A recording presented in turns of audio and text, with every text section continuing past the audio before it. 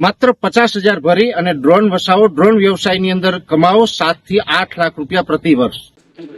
નમસ્કાર મિત્રો, વેધર ઇન્ફોર્મેશનમાં આપનું સ્વાગત છે અને હું છું પરેશ। ખાસ કરીને આ વિડીયો આપણે આવનારા દિવસનું હવામાન અને હાલના હવામાનની વાત કરવાની છે, જેમાં જોવા જઈએ તો તાપમાન હોય, પવન હોય અને આવનારા દિવસમાં વરસાદની શું સંભાવનાઓ છે, તમામ વસ્તુની ચર્ચા કરીએ। સૌપ્રથમ તો આપને જણાવી દઉં કે અત્યારે જે પવનની ઝડપ છે એ થોડીક નોર્મલ કરતાં વધારે છે। અત્યારે એવરેજ લગભગ કહી શકાય કે 19 થી લઈને 24 કિલોમીટર પ્રતિ કલાકની ઝડપે પવન ફૂંકાઈ રહ્યા છે।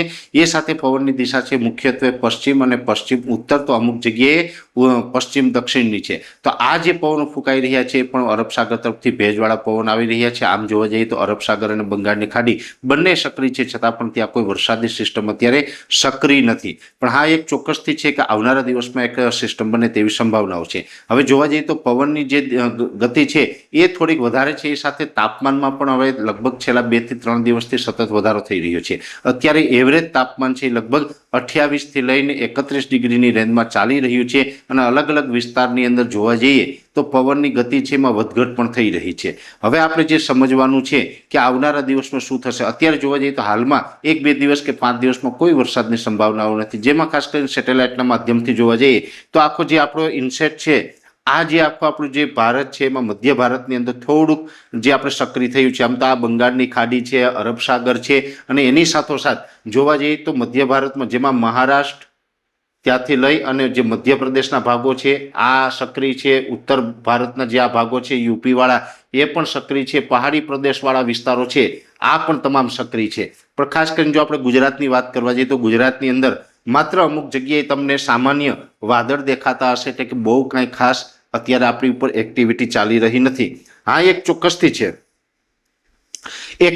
છે કે આવનારા દિવસની અંદર જોવા જઈએ તો આઈએમડીનું જે જીએફએસ મોડલ છે એના માધ્યમથી પણ હવે આપણે સમજવાનો પ્રયત્ન કરવો છે। હવે જોવા જઈએ તો જે આઈએમડીનું જે જીએફએસ મોડલ છે એના માધ્યમથી જો આપણે આ સંપૂર્ણ વાત સમજવાનો પ્રયત્ન કરીએ તો અત્યારે જે આ ગુજરાતનો ભાગ છે આ ભાગ ઉપર અત્યારે વાદળછાયું વાતાવરણ છે, મોટાભાગના વિસ્તારની અંદર વાદળછાયું વાતાવરણ છે, કોઈ જગ્યાએ એકદમ હળવા છાંટછૂટ થતા હશે, એટલે કે ઝાપટા પડતા હશે। હા, એક ચોક્કસથી છે કે 17 અને 18 તારીખ દરમિયાન રાજ્યના ઘણા બધા વિસ્તાર એવા હતા કે જેમાં ઝાપટાનું પ્રમાણ વધારે રહ્યું। આજે 29 તારીખથી ઝાપટાઓમાં પણ ઘટાડો થયો છે અને હમણાં આ ગુજરાતના વિસ્તારો છે એમાં કોઈ ભારે ઝાપટા પડે તેવી શક્યતાઓ નથી। ખાસ કરીને આ જો પેજ છે એ 20 ઓગસ્ટનું છે। 20 ઓગસ્ટના રોજ પણ જોવા જઈએ તો આપણે અહીંયા એક વરસાદી સિસ્ટમ છે તમને જોવા મળતી હશે, જેમાં ખાસ કરીને આ ભાગ છે ગુજરાત આપણે અહીંયા છે, આ ભાગ ઉપર અત્યારે એક વરસાદી સિસ્ટમ છે। એ સાથે જોવા જઈએ તો બંગાળની ખાડી છે એ પણ સક્રિય થઈ રહી છે, અરબ સાગર ને એમાં પણ ખાસ કરીને જે સોમાલિયન જેટ હોય છે ને એમાં પણ જે એકદમ દક્ષિણ ભારતથી નીચેનો આ જે ભાગ છે, એટલે કે જેને આપણે કહીએ ઇન્ડિયન ઓશન, જે આપણે હિન્દ મહાસાગરનું નાકું છે, આ ભાગ છે એ પણ હવે ધીમે ધીમે સક્રિય થઈ રહ્યો છે। અને આ બંનેની સક્રિયતા હોય તો અહીંયા જે અરબ સાગરની નીચેની જે સક્રિયતા છે તો આ મોન્સૂન ઓફશોર ટ્રફ હોય છે એ પણ ક્યાંક ને ક્યાંક પોઝિટિવ થતો જાય છે અને આની સાથે આ જે બંગાળની ખાડી સક્રિય થાય તો અહીંયા પણ વરસાદી સિસ્ટમ બનવાનું પ્રમાણ છે એ વધી જતું હોય છે। જેની અંદર હવે આવનારા દિવસની અંદર આપણે જોવાનું છે કે આવનારા દિવસમાં શું થાય। અત્યારે આ 20 તારીખ એટલે કે આવતીકાલના સેશન પ્રમાણે તો માત્ર ઝાપટાથી વિશેષ કોઈ શક્યતાઓ નથી, એ ઝાપટાનું પ્રમાણ પણ ઓછું રહેશે। હવે જો આગળ આપણે જોતા જશું તો આ જે સિસ્ટમ આવે છે, જો કે આ સિસ્ટમ છે એનો ગુજરાતને બહુ લાભ મળવાનો નથી, કેમ કે અત્યારે એ સિસ્ટમ છે ડાયરેક્ટ ગુજરાત ઉપર આવતી નથી। હા, એક ચોક્કસથી છે કે આ એક સિસ્ટમ અહીંયા સક્રિય ચોક્કસથી છે, પણ મોન્સૂન ઓફશોર ટ્રફ છે એ સપોર્ટ નથી આપી રહ્યો। એ સાથે જે મોન્સૂન ધરી હોય છે એ અત્યારે ઉત્તર ભારત તરફ ખસેલી છે, રાજસ્થાનના મોટાભાગના વિસ્તાર છે એ પણ અત્યારે ખાલી દેખાઈ રહ્યા છે।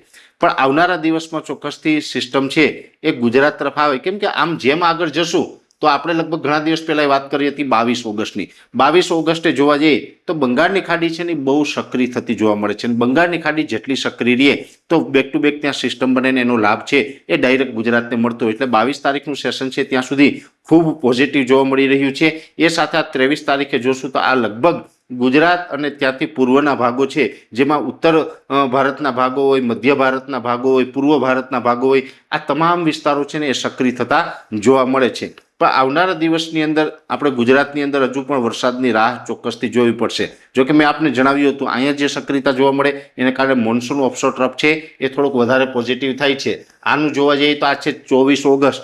24 ઓગસ્ટે જોવા જઈએ તો મોન્સૂન ઓફશોર ટ્રફ છે એ થોડોક વધારે પોઝિટિવ થતો જોવા મળે છે। એવી જ રીતે આપણે લગભગ આજે કહી શકાય કે 19 ઓગસ્ટ થઈ છે અને આપણે 28 ઓગસ્ટ સુધી જે 10 દિવસનું જે ફોરકાસ્ટિંગ આઈએમડીનું જે જીએફએસ મોડેલ દ્વારા આપવામાં આવે છે, તો લગભગ 28 તારીખે ઘણું બધું સક્રિય પણ જોવા મળે. જોકે મોટાભાગના આ વિસ્તાર હશે, જેમાં મહારાષ્ટ્રના વિસ્તાર હોય, દક્ષિણ ભારતના વિસ્તાર હોય, અથવા તો જે રાજસ્થાનથી લઈને ઉપરના જે ભાગો છે, તમામ ભાગો છે, એમાંથી વરસાદની ગતિવિધિ ઘટશે, પણ ક્યાંક ને ક્યાંક આપણે છે પછી આ લાભ છે એ મળતો થઈ જશે. એટલે એટલું ચોક્કસ છે કે આખી જે આપણે મોડેલોના આધારે જે સિસ્ટમ સમજીએ છીએ, તો અમે આપણે ઘણા સમયથી એક વાત કરતા આવ્યા છીએ કે આ તો જીએફએસનું જે મોડેલ છે એક બેઝિક અનુમાન છે. અલગ અલગ બીજા ઘણા બધા મોડેલ હોય એમાં અલગ અલગ જે હવામાનની સ્થિતિ છે ઇન્ડિકેટ કરતા હોય છે. પણ અમે ઘણા સમયથી આપણે કહેતા આવ્યા છે કે 26 ઓગસ્ટથી લઈને 6 સપ્ટેમ્બર આ જે વચ્ચેનો ગાળો છે, આની અંદર ચોક્કસથી રાજ્યની અંદર સારા વરસાદની સંભાવનાઓ છે. અને અત્યારે આ મોડેલો આ પ્રમાણેનું ઇન્ડિકેટ કરે છે. આપણું જે અનુમાન છે એ પણ મેં આપને ઘણા સમયથી કીધેલું છે.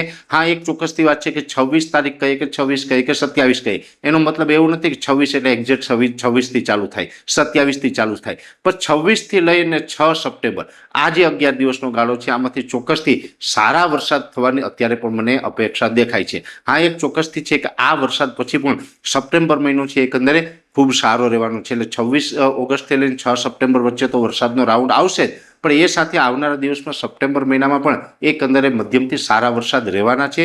ચોમાસું હમણાં વિદાય લે તેવી શક્યતાઓ નથી, એટલે કોઈ ડર રાખતા નહીં. ઘણી જગ્યાએ અત્યારે મોન્સૂન વિડ્રોલ પ્રોસેસની પણ વાત ચાલી રહી છે, પણ અત્યારે એવી કોઈ કન્ડિશન છે નહીં જેનાથી ચોમાસાની વિદાય થાય. એટલે ચોમાસું હજુ લાંબુ ચાલવાનું છે. ચોમાસું વિદાય નથી લેવાનું. ચોમાસું વિદાય લે ત્યાં સુધીમાં ઘણી જગ્યાએ લગભગ ઓલ ઓવર ગુજરાતના વિસ્તારની અંદર શિયાળુ પાકને જ્યાં ઉનાળુ પાકનું વાવેતર દર વર્ષે થાય છે, ત્યાં ઉનાળુ પાકનું વાવેતર કરી શકાય. આ પ્રકારની પણ વ્યવસ્થા થશે એવું મને ચોક્કસથી વિશ્વાસ છે. વર્ષોના જે મારા હવામાનના અનુભવો છે, આ અનુભવોના આધારે હું આપને જણાવી રહ્યો છું.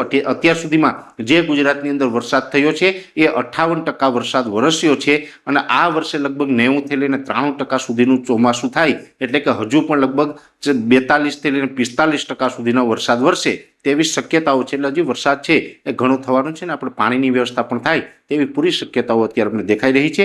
વિશેષ માહિતી છે નેક્સ્ટ વિડીયોમાં આપવામાં આવશે. અત્યારે આ વિડીયોની અંદર એટલું જ. અંતમાં દરેક મિત્રોને વિનંતી રહેશે કે વિડીયોને લાઈક આપીને દરેક ગ્રુપમાં શેર કરી દેવો. જો તમે અમને યુટ્યુબ ઉપર જોઈ રહ્યા હોય તો ચેનલને સબસ્ક્રાઇબ કરજો, સાથે ફેસબુક તથા ઇન્સ્ટાગ્રામ આઈડીને ફોલો કરજો. નમસ્કાર.